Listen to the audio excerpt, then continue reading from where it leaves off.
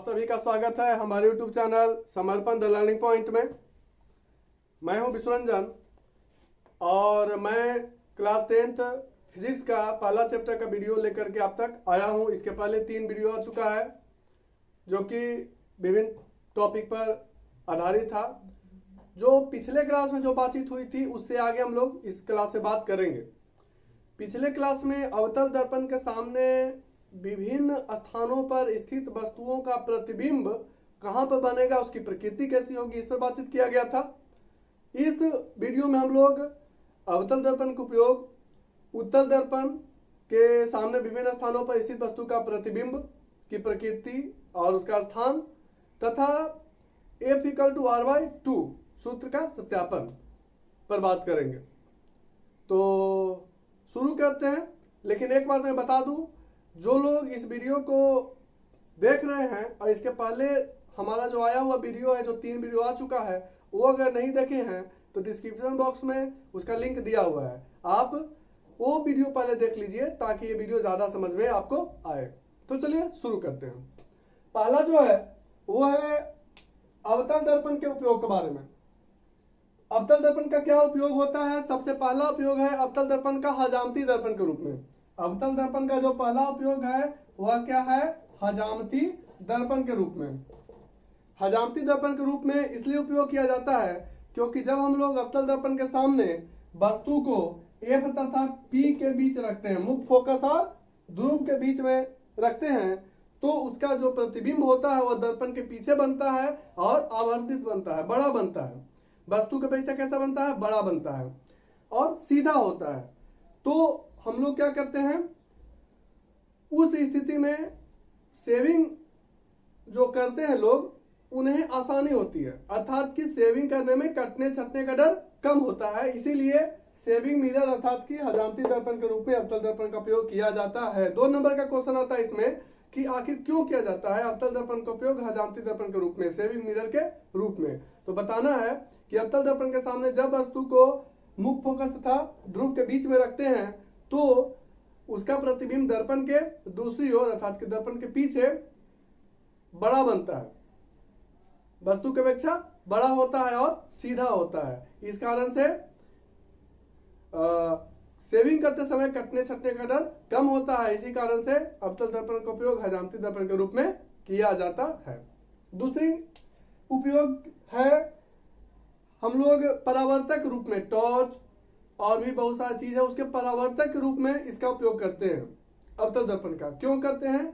क्योंकि जब हम लोग बल्ब को मुख्य फोकस में रखते हैं, इस प्रकार से एडजस्ट करते हैं कि दर्पण के मुख्य फोकस में बल्ब आ जाए, तो क्या होता है? प्रकाश समानांतर मिलता है ना। प्रकाश कैसा मिलता है? समानांतर मिलता है, तो हमें ज्यादा आसानी होती है किसी वस्तु को देखने में। तीसरा जो उपयोग है वह है अवतल दर्पण का सर्च लाइट में। सर्च लाइट में इसको क्या है? परावर्तक रूप में। दूसरा उपयोग हम लोग किए परावर्तक रूप में, है ना। पहला हजामती दर्पण में, दूसरा का परावर्तक रूप में और तीसरा है सर्च लाइट में। सर्च लाइट करने का मतलब है कि डॉक्टर के पास जाते होंगे तो आंख, दांत, कान, नाक वगैरह चेक करते समय क्या करते हैं? एक टॉर्च से देखते हैं, है ना। तो वो सर्च लाइट में अवतल दर्पण लगा हुआ होता है। तो सर्च लाइट में भी अवतल दर्पण का उपयोग किया जाता है। नेक्स्ट है चौथा जो पॉइंट है, उपयोग है, वो क्या है? सौर भट्ठियों में। सौर भट्ठियों में, सौर भट्ठियों में भी अवतल दर्पण का उपयोग किया जाता है क्योंकि यह सूर्य के प्रकाश को अवशोषित करके, है ना, और सौर ऊर्जा बनाने का काम करती है। तो अवशोषक के रूप में भी इसका उपयोग सौर भट्ठियों में किया जाता है। तो ये हम लोग अभी बात की अवतल दर्पण के उपयोग के बारे में कि अवतल दर्पण के क्या उपयोग हैं। अब हम लोग बात करेंगे उत्तल दर्पण के सामने विभिन्न स्थानों पर स्थित वस्तुओं के प्रतिबिंब के बारे में, कि जैसे हम लोग पिछले क्लास में बातचीत किए थे अवतल दर्पण के सामने विभिन्न स्थानों पर स्थित वस्तु के प्रतिबिंब के बारे में, इस बार हम लोग बात करेंगे उत्तल दर्पण के सामने विभिन्न स्थानों पर स्थित वस्तुओं के प्रतिबिंब के बारे में और उसकी प्रकृति के बारे में बात किया जाएगा। तो सबसे पहला जो कंडीशन है उत्तल दर्पण के सामने स्थित वस्तु का प्रतिबिंब का, तो कहां पर है? अनंत पर। मतलब कि उत्तल दर्पण के सामने जब वस्तु अनंत पर अर्थात कि इंफिनिटी पर स्थित हो तो उसका प्रतिबिंब कहां बनेगा, उसकी प्रकृति कैसी होगी। तो हम लोग इसको एक डायग्राम के माध्यम से समझते हैं। सबसे पहले हम लोग एक उत्तल दर्पण यहां पर ड्रॉ करेंगे। उत्तल दर्पण हमेशा रस्तित क्या होता है अंदर से, ए पोल हो गया ध्रुव, ए मुख्य फोकस हो गया, ए क्या हो गया वक्ता केंद्र हो गया। वस्तु जो है वो कहां स्थित है, अनंत पर स्थित है, मतलब कि बहुत दूर। ये देखिए मुख्य अक्ष के समानांतर किरण आती है, दर्पण से परावर्तन के बाद लौट जाती है। यहाँ तो यहाँ पर कहां लौट प्रतीत होगा, मुख्य फोकस पर बताया हुआ है इसको। फिर मुख्य अक्ष के समानांतर प्रकाश किरण आई, परावर्तन के बाद लौट गई। इसको कहां पर मिलाएंगे, मुख्य फोकस से। तो प्रकाश किरणें कहां पर मिल रही है, मुख्य फोकस पे, अर्थात कि जो प्रतिबिंब बनेगा वो मुख्य फोकस पर बनेगा। वस्तु कहां है, अनंत पर है। अनंत कहने का मतलब है कि बहुत दूर, बहुत दूर। तो हम लोग क्या कहेंगे कि उत्तल दर्पण के सामने जब वस्तु अनंत पर स्थित हो, उत्तल दर्पण के सामने जब वस्तु अनंत पर स्थित हो, तब उसका प्रतिबिंब कहां पर बनता है, दर्पण के दूसरी ओर मुख्य फोकस पर बनता है। कहां पर बनता है, तो मुख्य फोकस पर बनता है। प्रतिबिंब की प्रकृति कैसी होगी, जब उस ओर बनेगा तो काल्पनिक होगी। प्रतिबिंब की प्रकृति काल्पनिक, वस्तु की अपेक्षा जब काल्पनिक होगा तो सीधा होगा, ध्यान रखना है। तो सीधा तथा बहुत छोटा, अत्यंत छोटा, अत्यंत छोटा। उत्तल दर्पण के सामने जब वस्तु अनंत पर स्थित होता है, तब उसका प्रतिबिंब मुख्य फोकस पर बनता है। तब उसका प्रतिबिंब दर्पण के दूसरी ओर मुख्य फोकस पर बनता है। प्रतिबिंब की प्रकृति काल्पनिक, वस्तु की अपेक्षा सीधा और वस्तु से अत्यंत ही छोटा होता है। ये लिखना है, वेन डायग्राम पानी है और आपको 3 नंबर मिल जाएगा। क्लियर, शॉर्ट टाइम क्वेश्चन होता है तो आप यहाँ पर 3 नंबर आराम से आपको मिल सकता है। 3 नंबर का ही क्वेश्चन होता भी है। अब हम लोग बात करेंगे दूसरे कंडीशन पर कि उत्तल दर्पण के सामने वस्तु कहां पर स्थित हो। चलिए, तो जब वस्तु अनंत और ध्रुव के बीच स्थित हो, कहां पर स्थित हो, ध्रुव के बीच हो, है ना। जब वस्तु अनंत और ध्रुव के बीच हो। सेकेंड जो कंडीशन है वो है क्या, कि उत्तल दर्पण के सामने जब वस्तु अनंत और ध्रुव के बीच हो, तो उसका प्रतिबिंब कहां बनेगा, क्या प्रकृति होगी, उसके बारे में हम लोग अभी बात करेंगे। चलिए, तो सबसे पहले एक उत्तल दर्पण पाते हैं।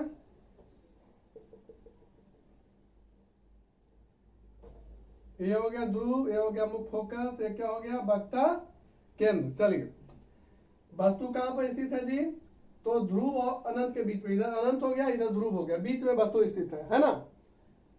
अब देखिए, मुख्य अक्ष के समानांतर प्रकाश किरण जा रही है, दर्पण से परावर्तन के बाद यहां ऐसे रिटर्न होती है।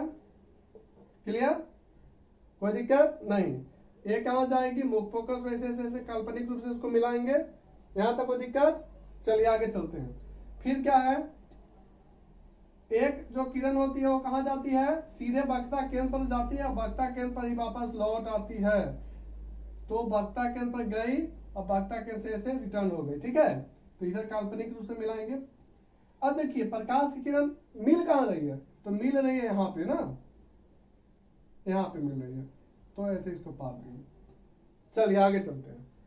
अब इस डायग्राम के माध्यम से हम लोग को क्या समझ में आ रहा है कि उत्तल दर्पण के सामने जब वस्तु ध्रुव और अनंत के बीच स्थित हो, जब वस्तु ध्रुव और अनंत के बीच स्थित होता है, तब उसका प्रतिबिंब दर्पण के दूसरी ओर ध्रुव और मुख्य फोकस के बीच बनता है।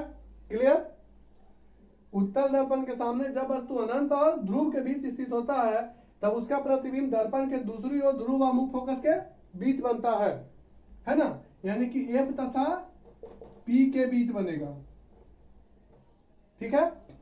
प्रतिबिंब की प्रकृति काल्पनिक, क्योंकि जब दर्पण की दूसरी ओर बनेगा तो हमेशा काल्पनिक होगा। प्रतिबिंब की प्रकृति कैसी होगी, काल्पनिक। वस्तु की अपेक्षा क्या है, सीधा। देखिए ये भी ऐसा, ये भी ऐसा, वस्तु की अपेक्षा सीधा तथा क्या है, ये बड़ा ये छोटा, तो छोटा होता है। उत्तल दर्पण के सामने जब वस्तु ध्रुव और अनंत के बीच स्थित होता है तब उसका प्रतिबिंब दर्पण के दूसरी ओर ध्रुव तथा मुक्त फोकस के बीच बनता है। प्रतिबिंब की प्रकृति काल्पनिक, वस्तु की अपेक्षा सीधा तथा वस्तु से छोटा होता है। क्लियर?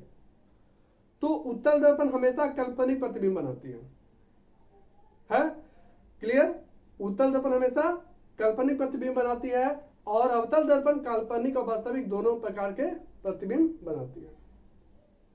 तो ये था उत्तल दर्पण के बारे में। अब हम लोग थोड़ा सा बात करते हैं उत्तल दर्पण के उपयोग के बारे में।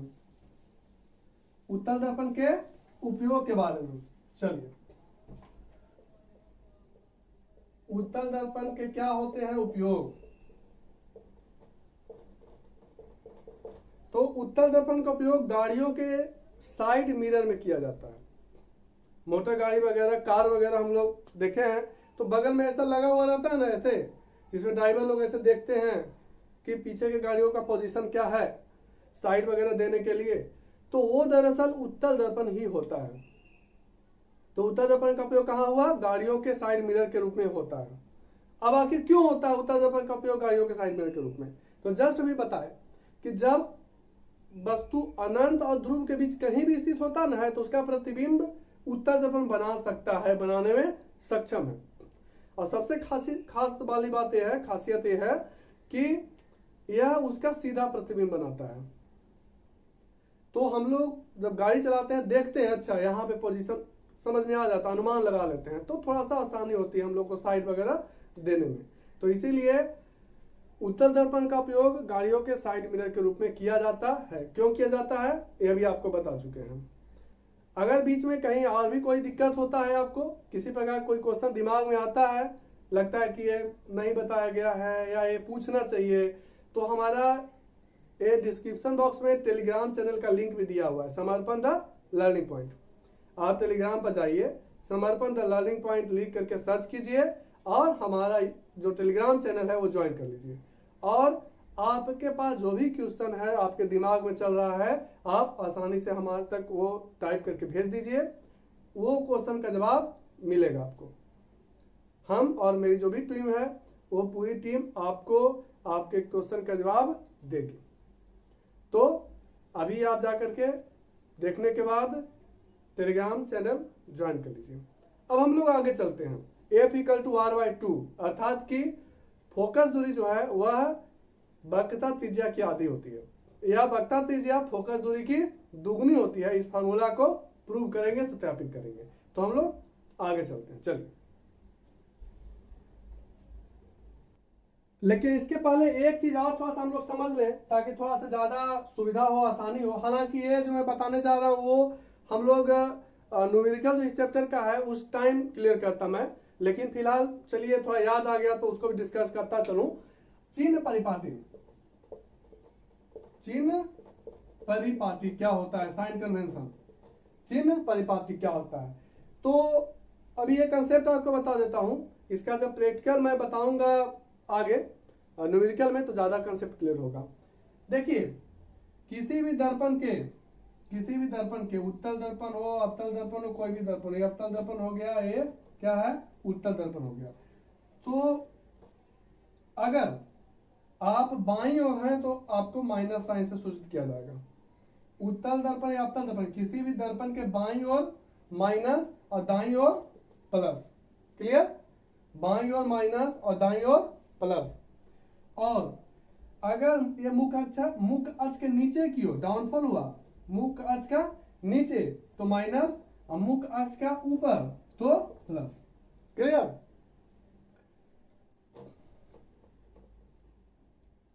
इसको थोड़ा सा हटा देता हूं ताकि कंफ्यूजन क्रिएट नहीं हो, है ना। ये मुख्य अक्ष है,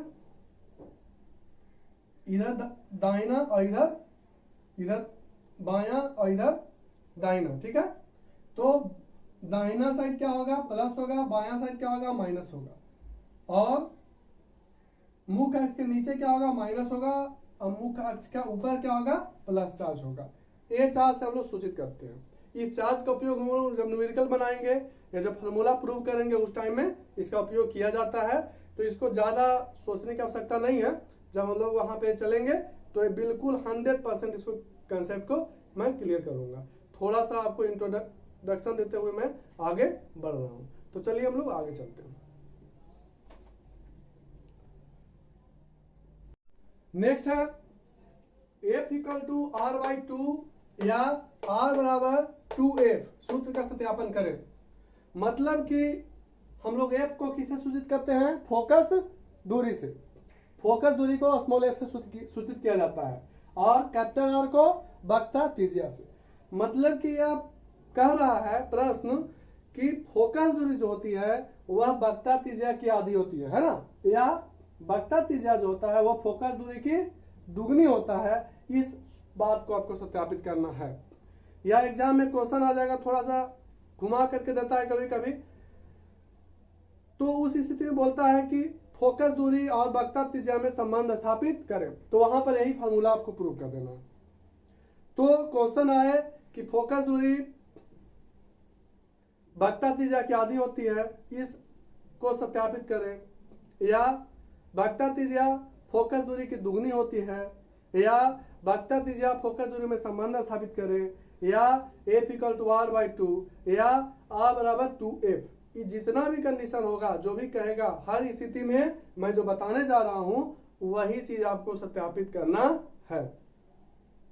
तो मैं आगे चलता हूं सत्यापन की ओर। थोड़ा सा विशेष ध्यान रखने की आवश्यकता है। कंसेप्ट क्लियर करते हुए हम लोग आगे चलेंगे। कोई दिक्कत होगा तो बोलना है, ठीक है। कोई अगर दिक्कत होता है तो बोलना है कि ऐसा नहीं है। जो भी है कहने का मतलब कमेंट बॉक्स में बोलना है या टेलीग्राम चैनल पर जाके बोलना है। मैं कंसेप्ट को क्लियर करूंगा। हालांकि कोई दिक्कत नहीं होगा। आप वीडियो को आसानी से अच्छे से बिल्कुल एकाग्रता के साथ देखिए, आपको कंसेप्ट क्लियर होता जाएगा, याद होता जाएगा। तो सबसे पहले एक फिगर ड्रॉ करते हैं। ये हो गया क्या, अवतल दर्पण। ये हो गया मुख्य अक्ष। ये हो गया यहां पर ध्रुव, है ना, बताया हुआ है। ये ध्रुव हो गया, ये हो गया मुख्य फोकस, ये हो गया वक्रता केंद्र। कोई दिक्कत? अवतल दर्पण, ये ध्रुव, ये मुख्य फोकस, ये क्या हो गया, वक्रता केंद्र। ये देखिए मुख्य अक्ष के समानांतर प्रकाश किरण आती है, दर्पण से परावर्तन किरण मुख्य अक्ष से निकल जाती है। यहां तक कोई क्लियर दिक्कत नहीं। ये जो किरण है उसका नाम हम लोग दे दिए ए, और क्या दे दिए यहाँ पे, बी। ये किरण ए बी हो गया, ठीक है। अब थोड़ा सा हल्का सा एक चेंज है। यहाँ पे हम लोग जानते हैं एक अभिलंब डालते हैं, सीबी दर्पण के बिंदु पर एक अभिलंब होता है ना। तो इस स्थिति में यहाँ पर कोण आई और कोण आर बनेगा, पढ़ा हुआ है। यहाँ पर थीटा कोण इसका नाम दे दिए। कोई दिक्कत है यहाँ तक? चले आगे। इस दर्पण का नाम हम लोग दे देते हैं एम और एम डैश, ठीक है। चलिए अब हम लोग आगे चलते हैं। इसी कंडीशन को हम लोग यहां लिखेंगे। क्या लिखेंगे कि माना कि एम एम डैश एक अवतल दर्पण है जिसके सामने एवी किरण आपतित हो रही है,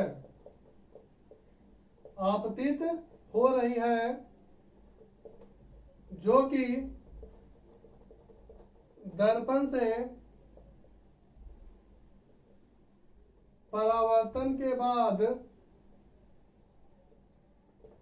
मुख्य फोकस, है ना, यानी कि एफ से गुजरती है। सीबी दर्पण के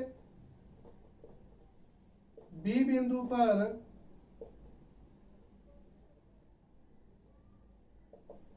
अभिलंब है। इसी चीज को लिखे हैं कि माना कि एम एम डैश एक अवतल दर्पण है जिसके सामने ए बी किरण आपतित हो रही है जो कि दर्पण से परावर्तन के बाद मुख्य फोकस से गुजरती है। सी बी दर्पण के बे बिंदु पर अभिलंब है। काम खत्म। इस पूरे घटना को हम लोग लिख चुके हैं, है ना। अब हम लोग आगे चलते हैं कि आगे क्या करना है।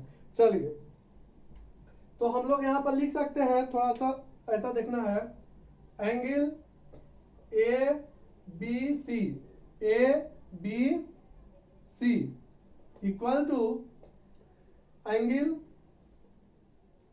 सी B F, C B F लिखा जा सकता है।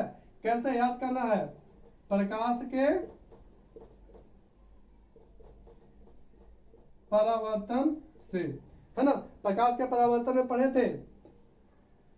दूसरा नियम याद करना है, angle I equal to angle R, है ना। Angle I equal to angle R प्रकाश के परावर्तन का दूसरा नियम। तो उसी नियम से हम लोग यहां पर लिख दिए कि A B C equal to C B F, I equal to R. कोई दिक्कत? आगे चलते हैं। अब हम लोग इसको पहला मान लेते हैं समीकरण, ठीक है। अब हम लोग चलते हैं आगे। क्या? तो angle A B C, angle A B C equal to angle B C F, B C F. कैसे भाई, कैसे क्लियर हुआ? तो एकांतर कोण से, एकांतर कोण से इसको दूसरा मान लेते हैं। एकांतर कोण थोड़ा सा ध्यान रखना है। देखिए, जब कोई समानांतर रेखा, है ना, में कोई तिर्यक रेखा ऐसे विभाजित करती है तो एक कोण और एक कोण आपस में क्या होता है? बराबर होता है। इसी को हम लोग एकांतर कोण का नियम कहते हैं, पढ़ा हुआ है। समानांतर रेखा को जब तिर्यक रेखा विभाजित करती है तो एक कोण और एक कोण क्या होगा? बराबर होगा। इस पर लंबा थ्योरी है जो कि पढ़ा हुआ होगा, है ना। नहीं होगा तो मैथ की क्लास में डिस्कस किया जाएगा। तो अभी फिलहाल इतना ही जानना है। तो एकांतर कोण से क्या हुआ? एकांतर कोण से angle A B C equal to angle B C F clear हो गया, बराबर हो गया, ठीक है। अब देखिए, यहां पर हम लिखेंगे समीकरण 1 तथा 2 से, समीकरण 1 तथा 2 से क्या चाहिए? देखिए, angle A B C equal to C B F, angle A B C equal to B C F. तो ए बी सी और ए बी सी बराबर है तो हम लोग इतना बड़ा इतना लिख सकते हैं, अर्थात कि लिख सकते हैं angle C B F equal to angle B C F. समीकरण 1 2 से लिखा सकता है ना। जब ऐसा लिख सकते हैं तो ठीक है। एक चीज और है, देखिए, हल्का सा यहां पर बात, थोड़ा सा इसको टर्मिनोलॉजी को याद रखना है थोड़ा सा, कि ये बिंदु जो बी है ना, वो बिंदु पी के अति निकट है। क्यों? क्योंकि देखिए, हम लोग द्वारक पर बात करेंगे, खास करके जब लेंस पर आएगा तो द्वारक पर बात किया जाएगा, एक कंसेप्ट से मैं बताऊंगा। तो जब यहां पर द्वारक के माध्यम, द्वारक के अनुसार जो बिंदु बी है वो बिंदु पी के क्या है? अति निकट है ना। इसको हम लोग देखिए बी सी एफ को क्या लिख सकते हैं? एंगल सी बी एफ को लिख सकते हैं सी एफ, और angle B C F, B C F, है ना। एफ भी हो गया, ठीक है। अब हम लोग लिखेंगे, क्या लिखेंगे? माना कि बिंदु बी बिंदु पी के अति निकट है। जब बिंदु पी के अति निकट होगा, बहुत नजदीक होगा, तो क्या होगा? जब बिंदु बी जो है वह बिंदु पी के अति निकट होगा, बिंदु बी जो है बिंदु पी के अति निकट होगा, यानी कि बी की जगह पर हम लोग पी लिख सकते हैं। बी की जगह पर क्या लिखा जा सकता है? पी लिखा जा सकता है। अर्थात कि C F equal to F P, B की जगह पर पी लिख दिए, F P, C F equal to F P लिख दिए। अब देखिए, C F equal to F P, इसका मतलब है कि सी पी बटा 2 ए आधा, इसका मतलब इतना बटा 2 लिख सकते हैं ना। यानी कि अब आगे चलते हैं, तो एफपी को किससे सूचित किया जाता है? स्मॉल एफ से। देखिए स्मॉल एफ से सूचित किया जाता है, तो एफपी की जगह पर स्मॉल एफ, और सीपी को किससे सूचित किया जाएगा? कैपिटल आर से। तो सीपी को कैपिटल आर से सूचित कर देंगे और 2 हो गया। क्लियर? यानी कि F equal to R by 2 या आर बराबर 2f। फार्मूला क्या हो गया? प्रूव हो गया। क्लियर? कोई दिक्कत नहीं। ध्यान रखना है सिर्फ यहाँ पे कि माना कि बिंदु बी बिंदु पी के अति निकट है, इसके कारण हम लोग क्या लिख सकते हैं? बी के जगह पर पी लिख दिए, यानी कि एफ बी की जगह एफ पी लिख दिए। एफ पी को एफ से, स्मॉल एफ से, फोकस दूरी को स्मॉल एफ से सूचित करते हैं। और सीपी यानी कि वक्ता त्रिज्या हो गया, जिसको कि आर से सूचित किया जाता है, यानी F equal to R by 2 या आर बराबर 2f। Formula proved. तो इस तरह से हम लोग F equal to R by 2 या आर बराबर 2f फार्मूला को सत्यापित किए हैं। अब अगर किसी तरह कोई दिक्कत होता है तो आप कमेंट बॉक्स में या टेलीग्राम चैनल में आकर के आप अपना व्यू दे सकते हैं। और हम लोग जो इस चैप्टर का जो आगे की बात है ना, आवर्धन सूत्र और दर्पण सूत्र, दोनों को अगले क्लास में हम लोग सत्यापित करेंगे। तब तक समर्पण द लर्निंग पॉइंट चैनल के साथ बने रहिए। लॉकडाउन में अपने पढ़ाई को रोकना नहीं है, लगातार जारी रखना है, पढ़ते रहना है। और कोई दिक्कत होता है तो संपर्क करना हमारे टेलीग्राम चैनल के माध्यम से। और भी बहुत सारा वीडियो है, हिस्ट्री का वीडियो है, ज्योग्राफी का वीडियो है, और भी वीडियो आएगा, तो सभी वीडियो को आप देख सकते हैं। बिल्कुल क्लास 10th के स्टूडेंट को ध्यान में रख के बनाया गया है, आपके सही से पढ़ाई हो इसका ध्यान रखा गया है। तो आप बने रहिए, हमारा साथ दीजिए।